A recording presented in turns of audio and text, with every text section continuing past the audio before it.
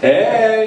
Hey! All right, man. Great to be here, Michigan, man. Oh, yeah. It's good to be here, Michigan. I had to drive up. Well, I don't know if I should tell you guys this, but I'm from Ohio.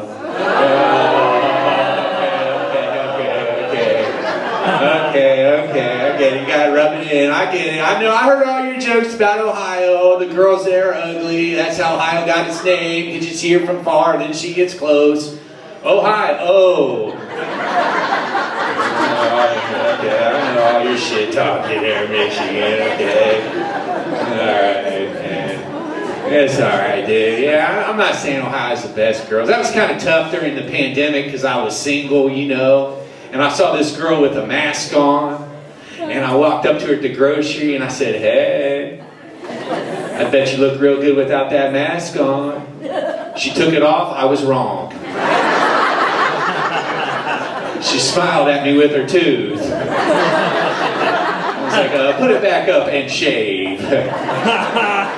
Razors are aisle 1. Get back down to Kentucky.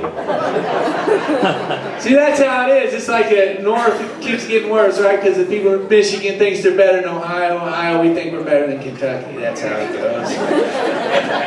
That's how it goes. Get to travel a lot as a comic, though, man. I think airport security is too strict.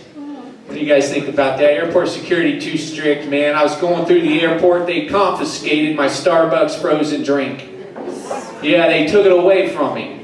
Then I walk inside the airport. What do I see? That's right, Starbucks. And what's Starbucks doing? They're selling the same frozen drink they just took away from me for twice the price. Starbucks behind terrorism. Osama bin Laden. It's a grande conspiracy. His drinks are the bomb. That was a lot of puns by Da Vinci. Alright, too many coffee jokes. I'm putting a lid on it. Alright, that's milking it. I grew up in a little town in Ohio. Actually, my town is only 2,000 people. We had a lot of Amish people in my town. You guys know about the Amish, right? A lot of Amish people in my town. My first girlfriend was Amish. Yeah, my first girlfriend was Amish, man. It was crazy. I snuck her out at 4 p.m. We went to my place. I put in a movie, Witness. I'm not bragging, but I got her bonnet off. That's third base in Amish culture. You know? I used to like older women when I was younger. When I was younger, I liked older women. That was wild, man. When I was 20, I dated a woman who was 40. I was 20, she was 40. She had a child, he was 21. But it was cool, he bought me beer. Great kid. We went to the father-son picnic. We won everything. I fell down there in the sack race. He picked me up, kept going. I loved him. Yeah, he was good. Oh, yeah, man. I'm married now, but this is my second time being married. I got married when I was young, the first time. Figured, fuck it. Might as well get the first one out of the way. Didn't want to let her get deported. To Canada, that place sucks. Alright. And it was kind of wild. We got married in Vegas. Now, anybody here been married in Vegas? You been married in Vegas, sir? Okay. Where'd you get married at? Old Town? Mom Bellamy. I don't know that. Did Elvis marry or anything like that? Or no, it's a traditional, let's get this shit over wedding. Yeah, okay. Somebody else is married in Vegas? Who else? You? Oh, when did you get married there? When? Yeah, when? Long time ago. Okay, how many? 30 years, so it can work for you guys. 30 years they've been married. That's great, man. Hey, that's awesome. Congrats, man. Yeah, I got married in Vegas. Now, in Vegas, you know Elvis can marry, of course. Now, in Old Town Vegas, though, they got the guy, the hip-hop preacher. You've probably seen him on E! Entertainment or something like that. He's called a hip-hop preacher because he does every service different, and he raps the vows. So for our wedding, he came out, he was like, a bow, wow, wow, yippee-yo, yippee-yay. We got a wedding today. Can I get an I do? I now pronounce you pimpin' hoe. You can kiss the bitch. So she kissed me.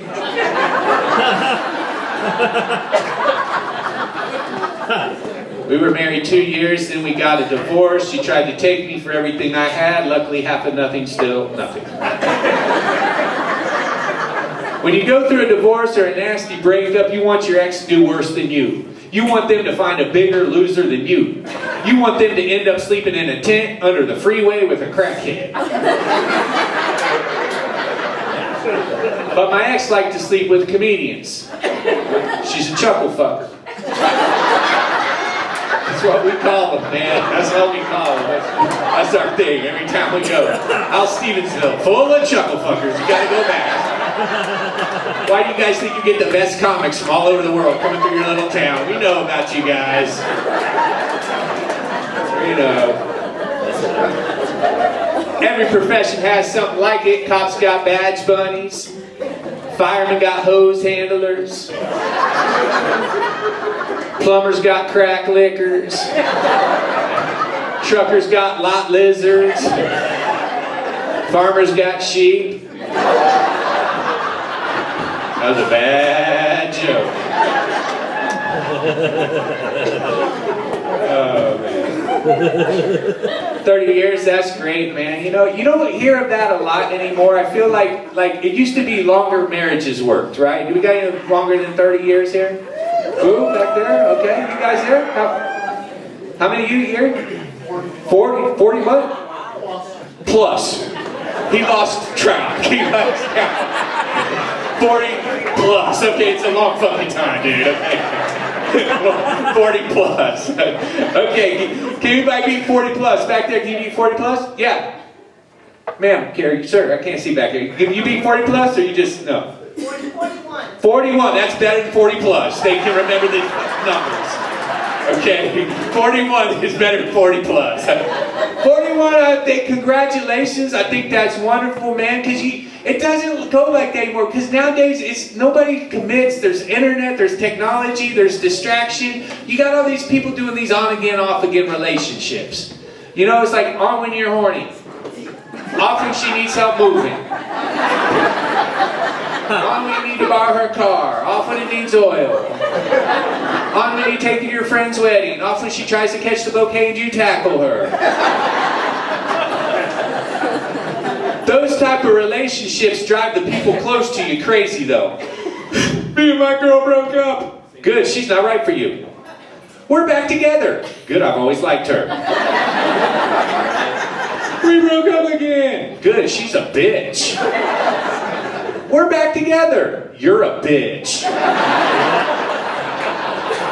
But you're the only one who listens, Mom.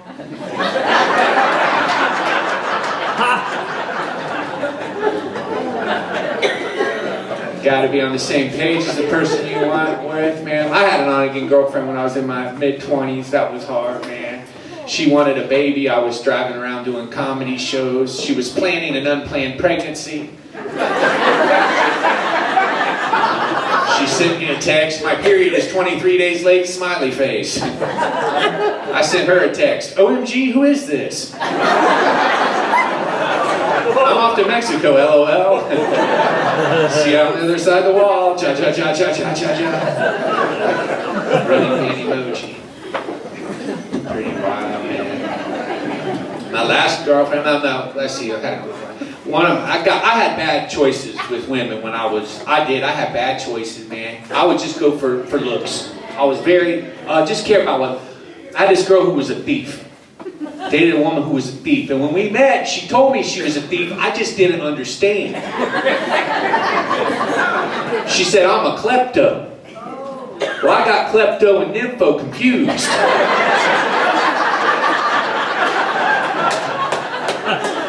At first I was excited, and then my shit started coming up missing, right? What happened to my flashlight? And she was in amazing shape. That's how she got away with her crimes, man. She moved like a stripper. She stuck her butt out, her chest out. She just swayed. Security guards didn't even care. Is that girl still in those shoes? Yep. Well, aren't you gonna stop her? Nope. Why not? Look at that ass. That's a nice ass. I'm gonna come back tomorrow and steal some more shit. Get paid $12 an hour. Fuck JCPenney.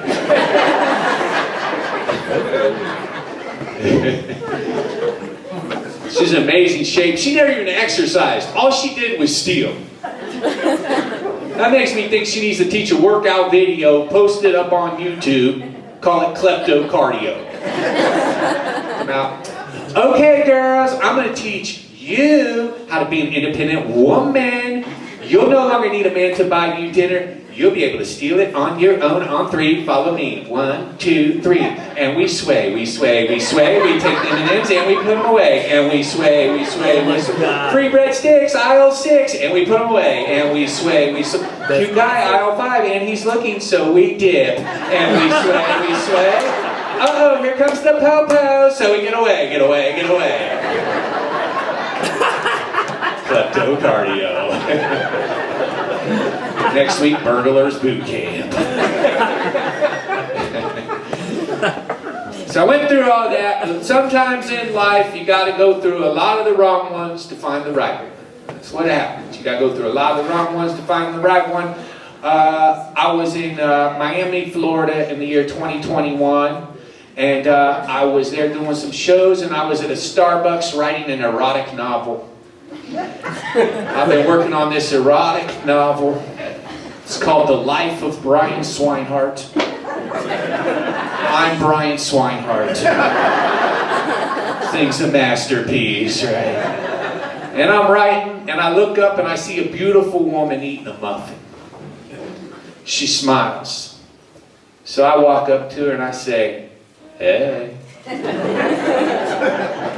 Some guys have pickup lines. I just say, "Hey." Pretty obvious what I'm looking for. A piece of that muffin. We talk. She has an accent. I ask her where she's from. She tells me Honduras. I say, "Well, I don't know much about geography. Where's Honduras?" She said, "Central America." Central America? That's crazy. I'm from Central America. Ohio is in the center of America. And it's shaped like a heart, just like my love for you. She said, "Ay, que rico, papi." And I'll tell you guys, God's honest truth, man, I was into her right away. Because I have a thing for bad girls. And she looked like an illegal. It's okay to laugh. She don't speak English. But it was love at first green card. And we talked. I got her number. For 3 months, I talked to her via FaceTime while she was in Honduras. So I decided to go to Honduras to visit her. But my friend was warning me. He said, "Honduras is dangerous." I said, "Dude, I've been to Detroit. What am I afraid of, right?"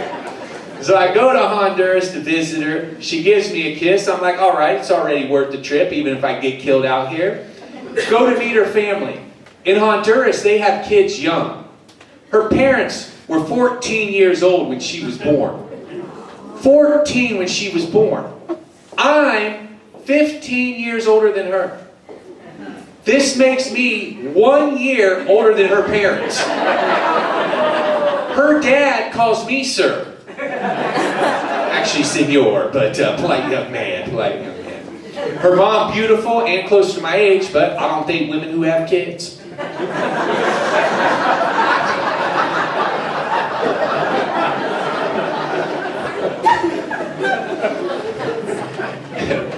So we went back and forth, and then finally, she couldn't stay here.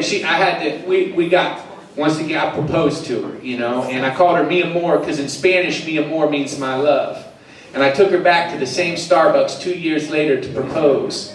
And I said to her, "Mi amor, will you share your muffin with me for the rest of our lives?" And she said, "Sí," which is yes in Spanish. I was excited. I called my mom. I said, "Mom, she said sí." "Well, I don't see what she sees in you." She should have said, see you later. Congratulations, you tricked her.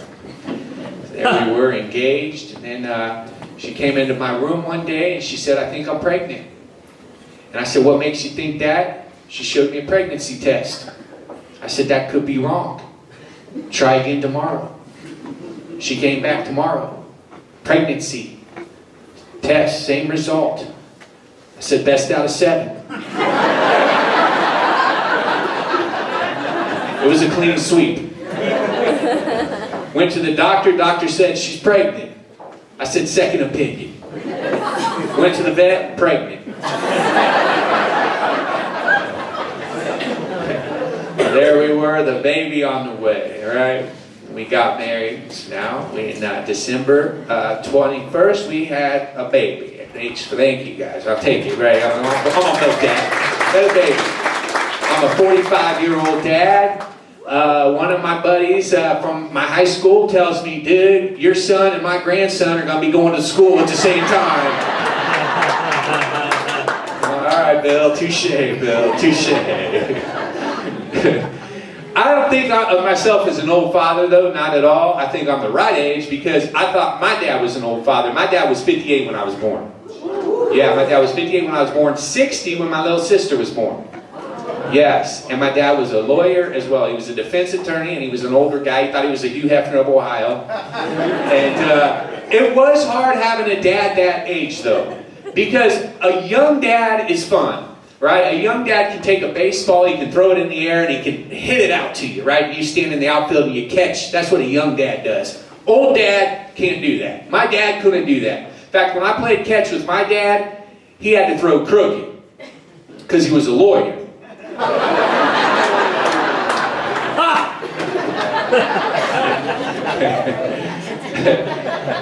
Old dads are fun, though. I'd come home from school. Dad, did you know Abraham Lincoln? No. What about General Patton? Patton was an asshole. I got stories about Patton. Oh, really? Can you write them down essay style? 500 to 1,000 words. Please work on your punctuation and grammar. Last week we got a C.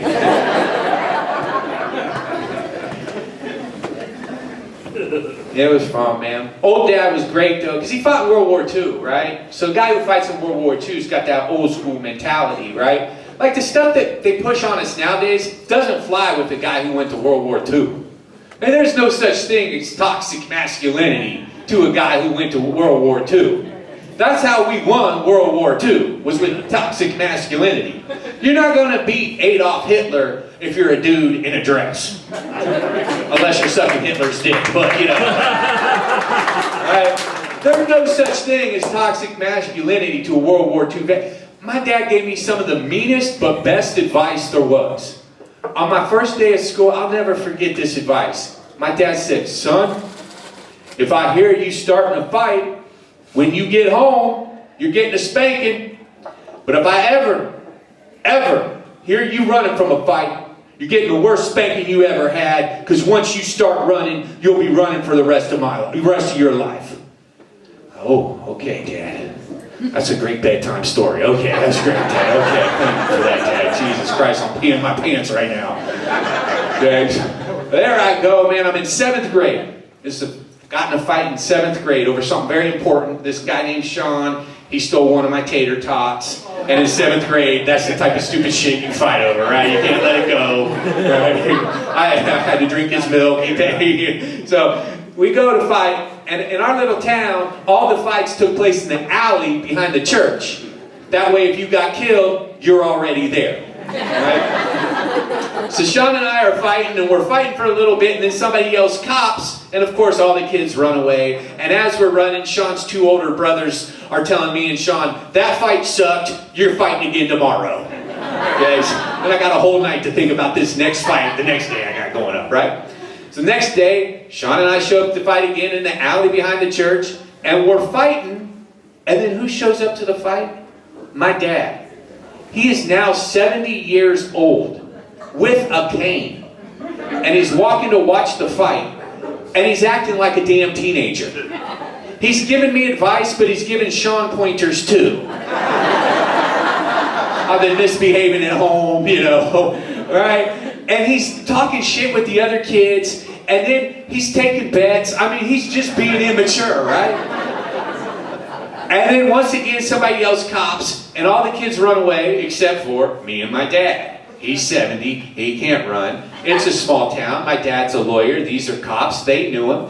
They get out the cop car, they walk up to him, they say, Mr. Swinehart, what the heck is going on here? He said, well, you guys missed one hell of a fight.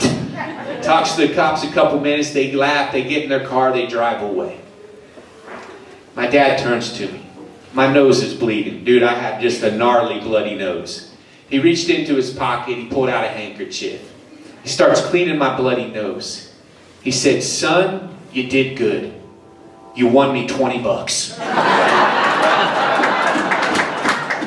I bet on Sean. There's no such thing as toxic masculinity. It's pretty wild, man. So while we're on that type of topic, now I have my own son, right? Got me thinking, because I was so relieved when my son came out, because the doctor said it's very traumatic, you can watch Grey's Anatomy 100 times, but you're not ready for it, right? And when the baby came out, the doctor said, it's a boy. And I was so relieved because with all these different genders and pronouns, that's a 1 in 72 chance.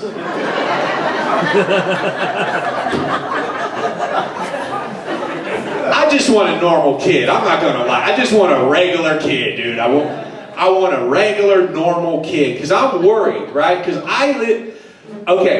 I'm worried because I used to live in LA. I lived in LA for 20 years, right? And you see all kinds of people. My best friend in LA was from Compton. Okay, I'm from a town of 2,000 people, Covington, Ohio. My best friend was from Compton. Big guy, goes by the name of T. Reezy. Okay, his name, T. Reezy. My name, Brian Swinehart.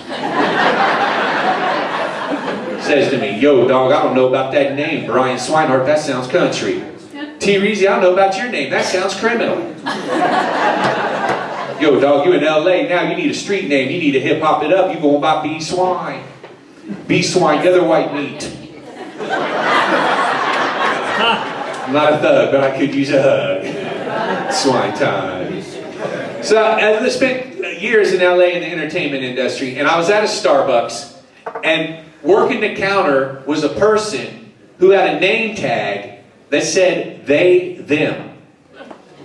I'm like, all right, if you're a they, them, can't you be making my drink quicker?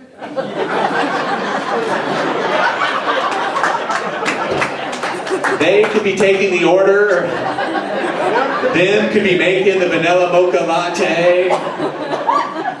If you're a they, them, do you get 2 paychecks?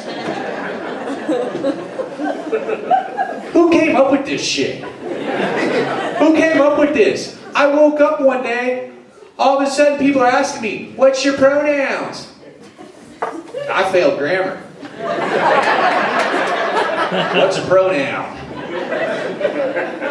It's what you are, it's how you identify. Well, I'm a straight white man, so I'm hated by all the people who use pronouns. I'm tired of this shit, man. I was born a man, I'm gonna die a man.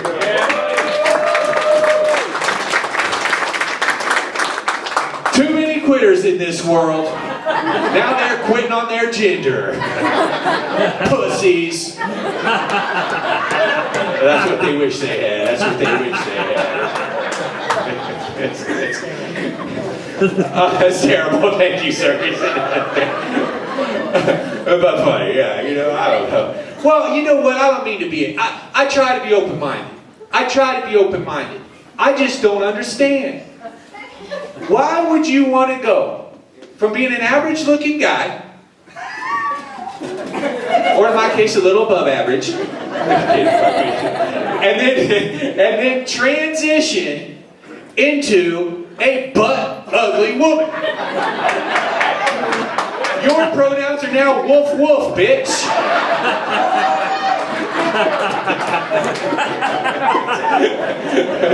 It's ridiculous. Oh man, I don't get it. So I'll take you into something else here. I'm gonna say, I want to share with you guys this. You see that right there?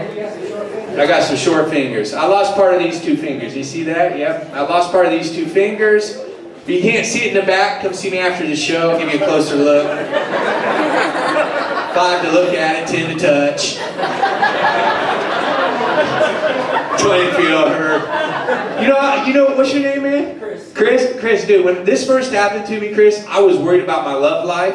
But God works in mysterious ways, man. Yeah, no nails, so I've heard it smooth. That's scratching. That's right. I did this. This happened to me in 2018, actually. I was on the back of a boat. Some people tell me it's just the tip. Tip's pretty important, right? Yeah, you know, the tip. Might not have got my girl pregnant if I didn't tell her it was just the tip, you know, so. you know. Yeah.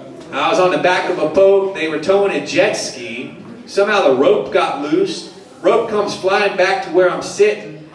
I'm sitting here. I go to catch the rope. For some stupid reason. Fingers get stuck between the rope and the seat right there. Sliced them, right? Oh, dude. Blood gushing like a Tarantino movie.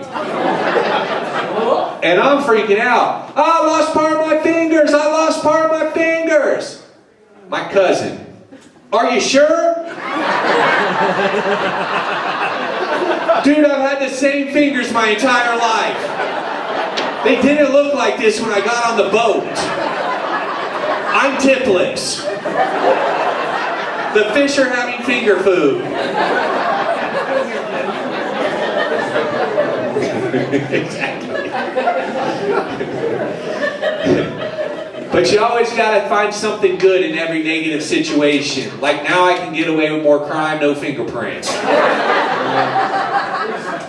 God's always teaching us lessons too. It taught me to appreciate my life. You never know what can happen. There you are on the back of a boat, 4th of July weekend, having a good time, and your whole life can change just like that. Now I can't snap. Somebody can snap for me. That'd be cool. One to be the man. Thanks, Chris. Sitting there showing off. 10 fucking fingers. Look at me. I'm Chris. 10 fingers. 10-finger Chris. Damn, dude. What you got there? Okay, do it. I don't need to see that, Chris. I don't need to see that. Don't be showing that to your wife either when she comes back. So then I had to go to the emergency room. I'm not tough. I don't like pain. Your fingers are very sensitive. A lot of nerves in your fingers. I'm in the emergency room. I'm having a hard time. I'm cussing. I'm screaming. Doctor's doing small talk, trying to calm me down. He says to me, "So I hear you're a comedian." I'm like, "Yeah, Doc, I'm a comedian." He says, "Say something funny." I'm like, "Doc, I'm sure there's something funny about this situation. I just can't put my fingers on it." Now can you please get to the task at hand? My hand. This shit hurts. Alright, you guys okay back there? Then they're alright. Okay, there you go. Get drunk, just don't hit my punchlines. The rest are feeling like that. Comedy's not easy, man. You never know what you're going to deal with. I used to have a day job, invited the boss to a show. Big mistake. Never let your boss see you fuck up 2 jobs. In one day. After I hurt my fingers, I was telling that story, and the lady said to me, "I can't believe you joke about that." I said, "Ma'am, I have to. I'm a stand-up comedian, and I can no longer fall back on my career as a hand model." And there is some truth to that joke, because I used to work in the entertainment industry as a stand-in. A stand-in is a person that stands there while they set up the lights and the camera for movies and TV shows. The true story, I worked for a dude named Matthew McConaughey. Yes, I was his stand-in in the movie Lincoln Lawyer, a commercial, and a music video. Exactly, that's all I did. All right. Where do I stand? Shirt on or off? Right?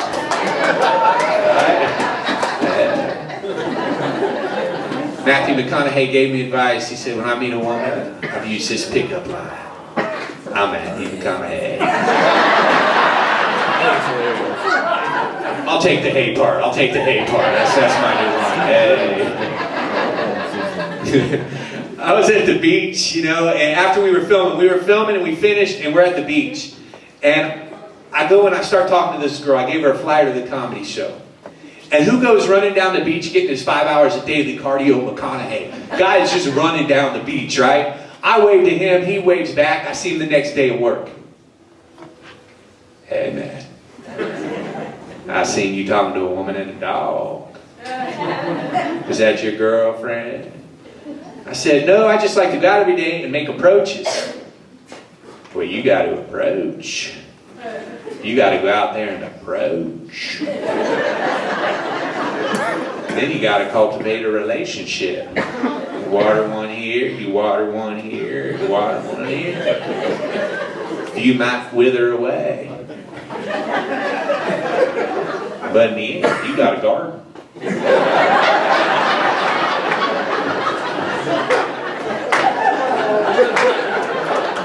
So I took his advice. Went out there, started hoeing and plowing. Plowing and hoeing. Spread my seed. Gardener. Worked another job. It was called Fast and Furious 7. Yep. So if you follow the Fast and Furious franchise, halfway through the movie Fast and Furious 7, Paul Walker passed away. Paul Walker, a great actor. Everybody says he's a phenomenal guy. I ended up being the stand-in for his two brothers, Cody and Caleb, to finish out the movie. They used CGI to make Cody and Caleb, who already looked like Paul, look more like Paul. I was their stand-in. And at the time, I had 10 perfect fingers. This was in 2016. Because they were running behind on the schedule, they used my hands in some of the shots. When he's driving, when he's shifting, when he unhandcuffs the character Ramsey, those were my hands. I was very proud of this job. Used to invite girls over. Netflix. Fast and Furious 7. Those are my hands. They didn't believe it then, now they definitely don't believe it. But I thought about this when I was in the emergency room, and all of a sudden I started screaming, I won't be able to do any more hand jobs! I won't be able to do any more hand jobs!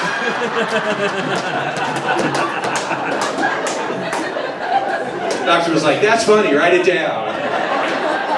How, I'm right-handed. No, nurse, you still got your other hand, hey.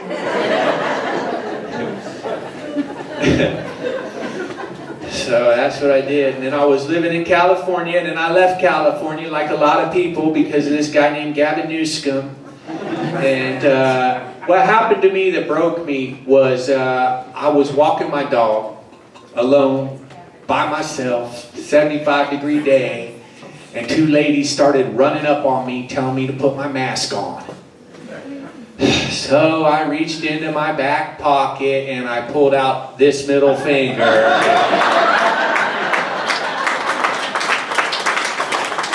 This means I don't like you because this is just the stub. This is what got chopped off. I really don't like you if I use this one.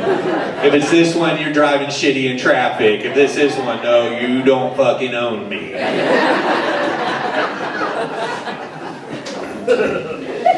I hope there's some kind of punishment that happens to all these people for what they did. No kidding. Right? Dude, remember this shit? Bill Gates, dude. Ah, damn, dude. Bill Gates, $100 million, got on the news, said don't go back to work, right? $100 billion, however much he's worth, right? Tell us not to go. I don't know how much you guys think I get paid to drive from Ohio to Stevensville, Michigan to do comedy shows. Trillions, I'm a trillionaire, you know? I got one of those, expensive cars. That's that Musk car or whatever, but Tesla, that's what I was thinking of. But no, that pissed me off, dude. Bill Gates, $100 billion, telling everybody they can't go to work. He didn't pay us a penny not to go. Only thing Bill Gates gave us was a virus on our computer and a virus in the air because Bill Gates is a virus. Fuck Bill Gates, right? Hell yeah. But who I hope gets punished is Fauci, because that guy was a stone cold pathological liar. Stone cold liar, man. He came on the news, told us we didn't need a mask. 2 weeks later, mask or you're dead.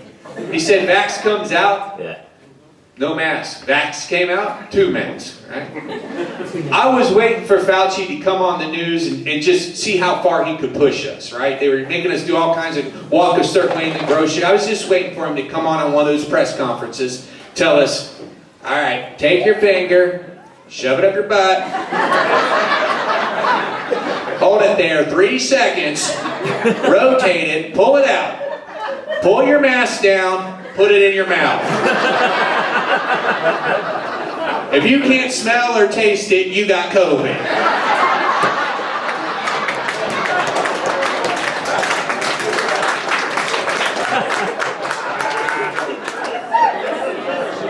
But if you can't smell or taste it, that's your fault for listening to Fauci, you fucking liar. Hope this shit gets better, man. I'm not going through with it no more. Got us confused with everything. It's so tough. So, in high school, I joined the wrestling team because the coach told me wrestlers who win get girls. Bullshit, that's right. You're right, Chris. Coach should have said wrestlers who lose get a dude's nuts in their face.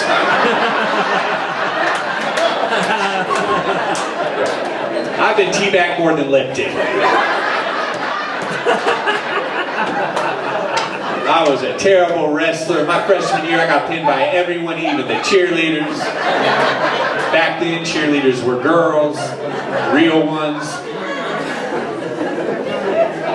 I sucked, man, but I wanted to get good. You got to work hard to get good at anything. You don't start good at hardly anything. My coach was an amazing man, a mentor. We need mentors in this world. He was such a great guy. He started training me. And then my senior year, I wanted to go to the state tournament. You guys being from the Midwest know how difficult it is to make it to the state tournament as a Midwestern wrestler. We're the top. Pennsylvania, Ohio, Michigan are the top, and New Jersey are the top 4 wrestling high schools in the country. So I want to go to the state tournament. My coach comes to my house. He looks at my room. He says, I can't tell if that's carpet or wood floor. Your room is a mess. Your problem is your mind. Your mind is cluttered just like your messy room. To be a champion of one thing, you got to be a champion at everything, and that includes cleaning your messy room. Coach, did my mom pay you to say that? But I listened to Coach. I threw out everything. I got 1 match away. I was only 1 win away from going to the state tournament. But I had to wrestle this dude who had pinned me 5 times. Before the match, he gets in my face. This time, when I pin you, you're not getting back up. I said, oh yeah, dude? Well, you can talk trash, but did you take out the trash? Did you do the dishes? I bet you got dust bunnies under your bed. I cleaned my closet, and when I'm done with you, you're coming out the closet. I got in his head, shot in, took him down, pinned him. He folded like my laundry. Swine time.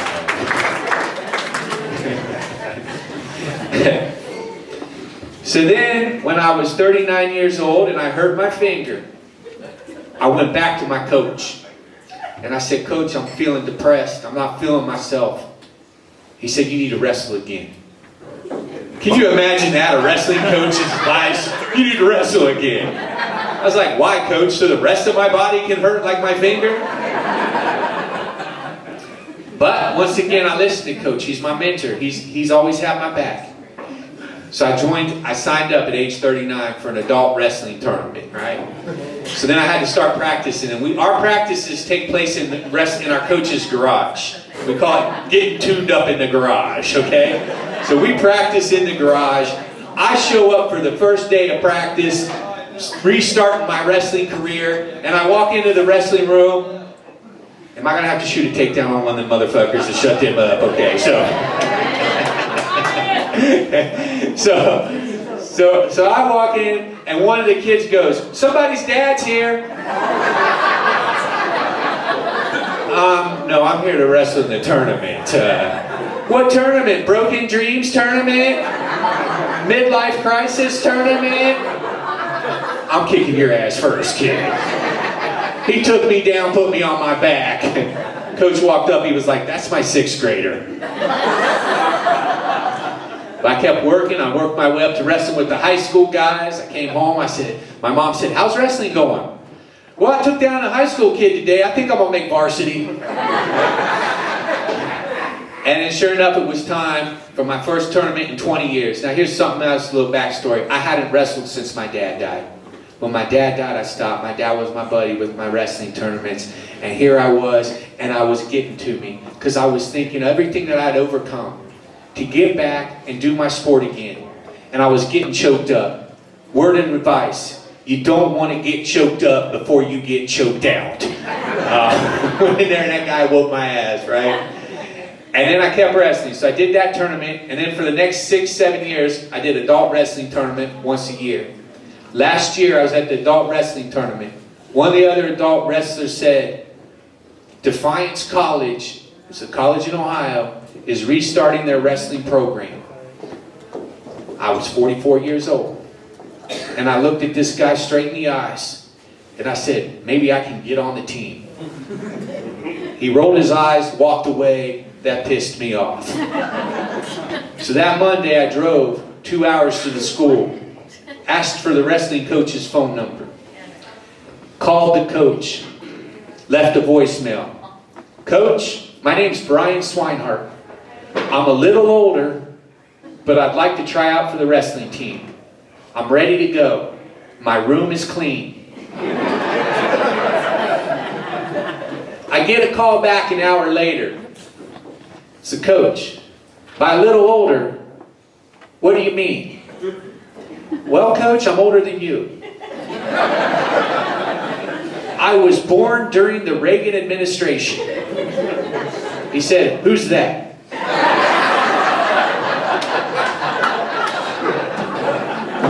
Coach was born in 1998. I graduated high school in 1998.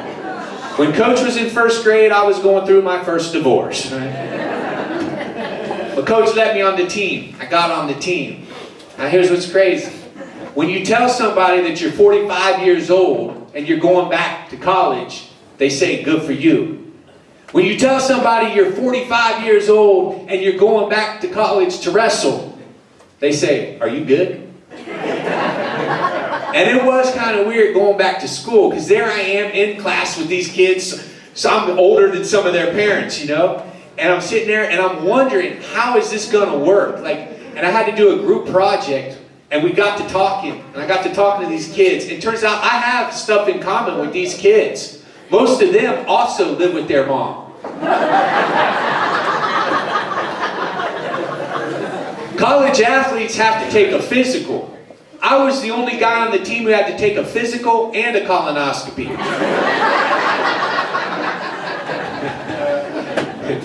But I was training, right? And then, all of a sudden, it was time for the first tournament. There I am, at the first tournament. And I look at my opponent. Dude looked like Captain America.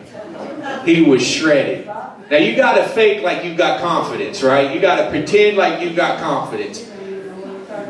Hey, please, listen. Get him out of here. Seriously, I want to finish my story. Dude. Pull him out, pull him out, pull him out, pull him out. I want to finish my story. Dude, you guys drunk here.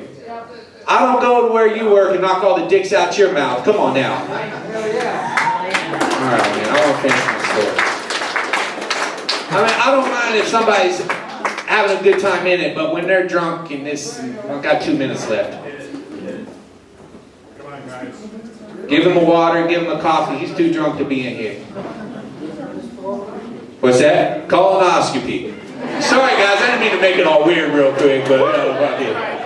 All right, buddy, it's all good. We all have a rough Friday night sometimes. It's all right. Yeah, okay, there we go. You know, there's something new every time. Thanks, guys. Okay. Don't care. See you later. Yeah, okay. Give it up for Juice right there, helping me out right there. Juice right there. right there. There we go, man. I just wanted to finish my story, dude. I appreciate that, guys. So anyways, I'm wrestling this guy, looks like Captain America. He picks me up in the air, and he's starting to slam me. And as he's slamming me, my life is flashing before my eyes like a movie. Except McConaughey is playing the role of me. I'm the stand-in in my own near-death experience. He slams me down, I hit the mat, I'm shaking up, I don't know what's going on. My eyes open, and there's a referee standing above me. He said, "Are you okay? Am I alive? You're alive." Then I'm all right, all right, all right. I'm a college wrestler. It's swine time. So then we had that match, and then 2 weeks after that match, my wife had our baby. And then 2 weeks after she had our baby, I had another match to do. And before I leave for the match, I kissed my wife and I kissed my son. And I said to my son, "I'm going to win a match for you today, son." And I walked to the car. I get in the car, and I felt terrible. Because I had just lied to my son. How the hell am I going to win a match, dude? I just got fucking slammed and almost nearly killed. Ain't no fucking way, dude. So here we are in my second tournament as a college wrestler, right? And I walk out, and before I hit the mat, I always say a quick prayer just in case things don't go my way. And I say my little prayer, and then I step on the mat, and I had this vision of my son and my wife in the room when she had the baby, and it must have gave me extra dad strength, because I shook hands and I went out and I pinned that dude in 48 seconds.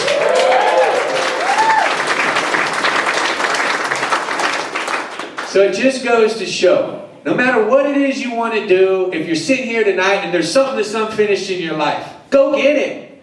Doesn't matter what it is, go get it. Take it on.